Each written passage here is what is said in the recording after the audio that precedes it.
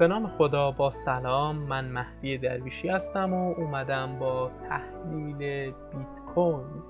خیلی خوشحال میشم که این ویدیو رو لایک کنید، نظراتتون رو درباره این ویدیو کامنت بگذارید و کانال من رو سابسکرایب کنید و زنگوله کناری فراموش نشه که هر زمان ویدیویی رو در بستر یوتیوب بارگذاری کردم شما به اون ویدیو دسترسی داشته باشید. خیلی خوب، پس با من همراه باشید.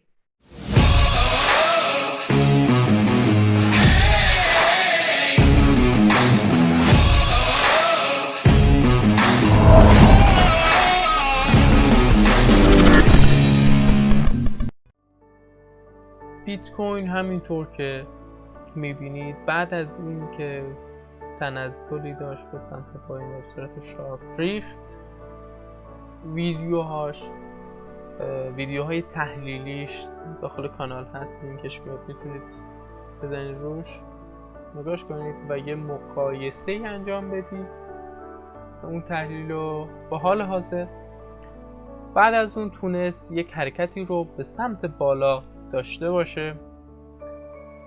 خب و حالا ما میخوایم ببینیم بیت کوین چه اتفاقی براش میفته در آینده. بیت کوین همینطور که این فلش رو من براتون مشخص کردم میتونه یک حرکتی رو داشته باشه سمت بالا و بعد قیمت به سمت پایین حرکت کنه و بعد از اون بتونه دوباره به سمت بالا و اهداف بالاتر خودش پیش بره. دوستان، این تحلیل هیچ گونه پیشنهاد خرید و یا فروشی نیست و صرفا نظر شخصی منه درباره بیت کوین و به نظر من بیت کوین میتونه به سمت پایین حرکت بکنه قیمتش و بعد از اون بره سراغ اهداف بالاتر و قیمت‌های بالاتر رو تجربه کنه. هیچ کدوم از تحلیل‌های من که در این کانال می‌بینید پیشنهاد خرید و یا فروش نیستن و صرفا نظر شخصی من است درباره اون نماد و یا رأس ارز که شما دیدگاهی رو داشته باشید نسبت به اون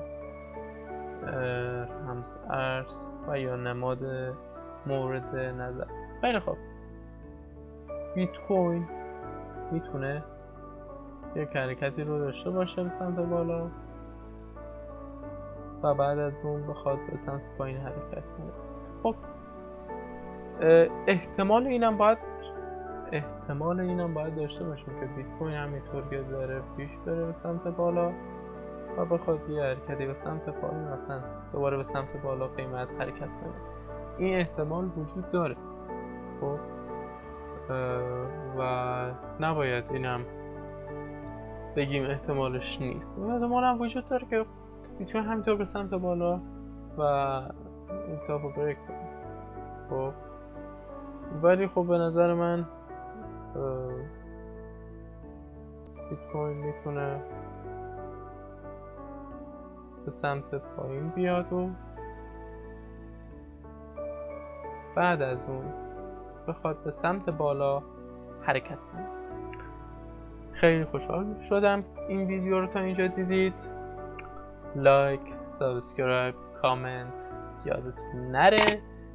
تحلیل هر نماد بورسی و یا رمز ارزی که مد نظر دارید کامنت بگذارید تا من تحلیل بعدی درباره اون نماد و یا رمز ارز باشه.